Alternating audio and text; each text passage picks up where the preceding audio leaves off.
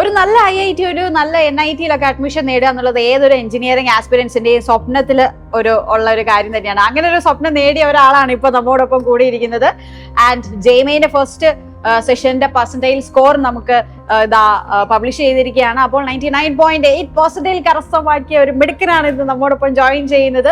അതേപോലെ ബുള്ളറ്റിൽ ഒരുപാട് വിദ്യാർത്ഥികൾക്കാണ് 99.99 എബവ് ലഭിച്ചത്, റിസൾട്ട് ലഭിച്ചത്. അതിൽ ഒരാളാണ് ക്രിസ്റ്റോ ആണ് ഇവിടെ നിൽക്കുന്നത്. ക്രിസ്റ്റോ, കൺഗ്രാറ്റുലേഷൻസ്.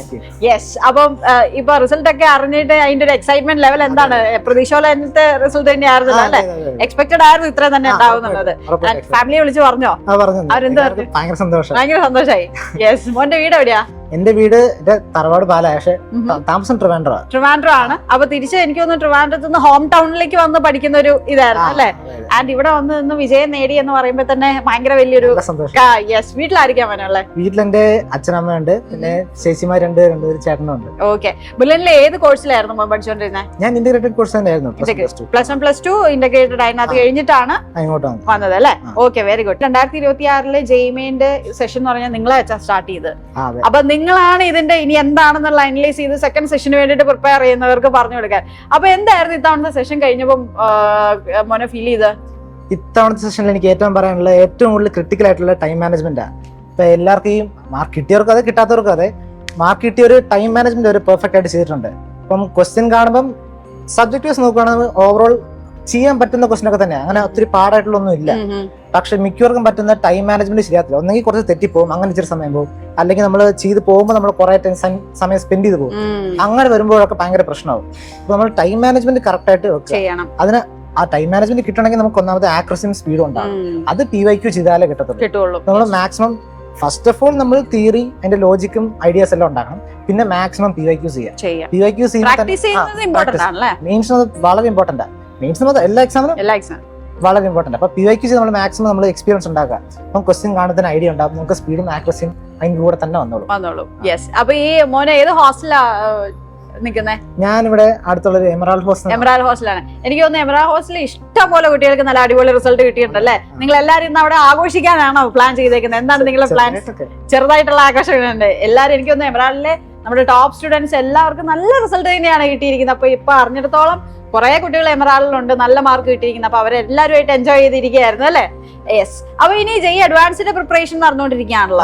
അപ്പൊ ഏത് രീതിയിലാണ് ജെയ് മെയിൻസിൽ നിന്ന് വ്യത്യസ്തമായിട്ട് ജെയ് അഡ്വാൻസിന്റെ പ്രിപ്പറേഷൻ പോയിക്കൊണ്ടിരിക്കുന്നത്? ജെയ് മെയിൻസ് അഡ്വാൻസിലേക്ക് കിടക്കുമ്പോൾ മെയിൻ ആയിട്ടുള്ള വ്യത്യാസം എന്ന് പറയുമ്പോൾ കോൺസെപ്റ്റുവൽ ഡെപ്ത് ആണ്.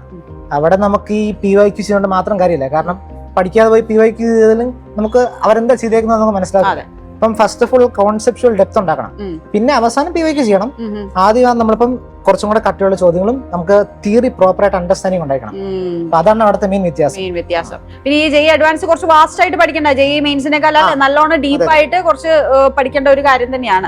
ആൻഡ് നമ്മുടെ ഈ ഒരു മോന്റെ ഈ ഒരു ജേർണിയിൽ ഇപ്പൊ 1 year ആയിട്ട്, അല്ലെങ്കിൽ നമ്മുടെ ഇന്റഗ്രേറ്റഡ് കോഴ്സിന്റെ കൂടെ തന്നെ ഇവിടെ നിന്ന് മോന്റെ ജേർണി സ്റ്റാർട്ട് ചെയ്തതാണ്.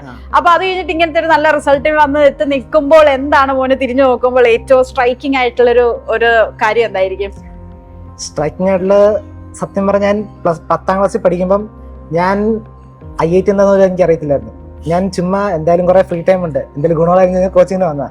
അപ്പൊ അന്നേരം നോക്കുമ്പോൾ എന്നോട് അയാൾ വന്നിട്ട് എനിക്ക് ഇത്രയും പെർസെന്റ് എന്ന് പറഞ്ഞാൽ ഞാനും ഞെട്ടിപ്പോവും, എന്റെ കൂടെ ഉള്ളത് ഞെട്ടിപ്പോവും.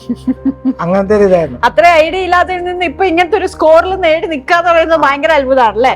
ഓക്കെ. മോന് ശരിക്കും അപ്പൊ മോൻ പറഞ്ഞ പോലെ എപ്പോ തൊട്ടാണ് എന്നാ എഞ്ചിനീയറിംഗ് ഫീൽഡ് മതി എന്നുള്ള ഒരു ഉറച്ച തീരുമാനം എപ്പോ തൊട്ടാ വന്നു തുടങ്ങിയത്? എഞ്ചിനീയറിംഗ് ഫീൽഡിനെ കുറിച്ച് എനിക്ക് അത്ര ഉറപ്പില്ല. എനിക്ക് പണ്ടോട്ടേ മാത്സും സയൻസും എനിക്ക് ഇഷ്ടമായിരുന്നു, മാത്സ് എസ്പെഷ്യലി. അപ്പൊ അങ്ങനെ നോക്കിയപ്പോൾ എഞ്ചിനീയറിംഗ് ആണ് ഏറ്റവും കൂടുതൽ പോസിബിൾ ആയിട്ടുള്ള ഫീൽഡ് വന്നത്. അപ്പം അങ്ങനെ വന്നപ്പോ എഞ്ചിനീയറിംഗ് എടുത്തപ്പം ബാക്കി കുറെ ഐഡിയാസ് ഉണ്ടായി. ഇനി അതിലേക്ക് കിടക്കും. ഓക്കെ. മോനിപ്പോ ഏതെങ്കിലും ഒരു ഇൻസ്റ്റിറ്റ്യൂഷൻ ഇപ്പൊ അതിനെ കുറിച്ച് ഒരു അന്വേഷണം ഒക്കെ നടത്തിയല്ലോ. ഇപ്പൊ ഈ ഒരു ഫീൽഡിലേക്ക് കയറിയത് കൊണ്ട് തന്നെ ഏത് ഇൻസ്റ്റിറ്റ്യൂഷൻ ആയിരിക്കും, ഏറ്റവും ടോപ്പ് ഇൻസ്റ്റിറ്റ്യൂഷൻസ് ഏതാണ്, നല്ലത് ഏതാണെന്നൊക്കെ ഏകദേശം അതിലേതാണ് ആഗ്രഹം? എനിക്ക് IITs തന്നെ നോക്കുന്നത്, അഡ്വാൻസ് IITs നോക്കുമ്പോ എനിക്ക് ബോംബെ എല്ലാവർക്കും ഓബിയസ്ലി ആഗ്രഹമുണ്ട്. എനിക്ക് അത് നോക്കി കഴിഞ്ഞാൽ മദ്രാസ് എനിക്ക് നല്ല ഇഷ്ടമാണ്. അത് ഒന്നാമത് നല്ല ടോപ്പ് തന്നെയാണ്. പിന്നെ സൗത്തിനോട് അടുത്തും കൂടെ എനിക്ക് സൗത്തിൽ തന്നെ പഠിക്കാൻ താല്പര്യമാണ്. അതാണ്, സൗത്തിൽ തന്നെ നമുക്ക് പഠിക്കാനാണ് കുറച്ചുകൂടെ താല്പര്യം അല്ലേ? യെസ്. അപ്പൊ ഇനിയും മോന് നല്ല രീതിയിൽ മോന്റെ പ്രിപ്പറേഷൻ ഒക്കെ പോട്ടെ, ജെയ് അഡ്വാൻസിന്റെ പ്രിപ്പറേഷൻ നന്നായിട്ട് പോട്ടെ.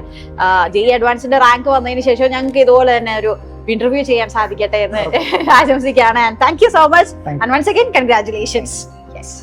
India's #1 coaching center for NEET and